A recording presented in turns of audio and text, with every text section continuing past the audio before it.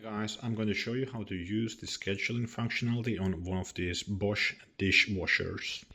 Here you can see the exact model information on this dishwasher, but Bosch dishwashers will be similar. So start by pressing the power button. It will initially show you the eco program, but you can change this. I want to go with the auto program. And now it's showing the time here to run the program, but if I want to change the starting time, I can press on the plus button. So now it's showing a start delayed by 1 hour, and it's around 12 now, and I want it to start at 3 p.m. So I want to delay the start by 3 hours. If you want to go back and start immediately, you could just press the minus button to get back to 0.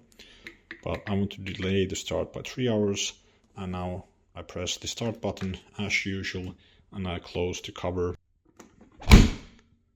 and now it will start in 3 hours. If this video was helpful, please give it a thumbs up. Thanks for watching.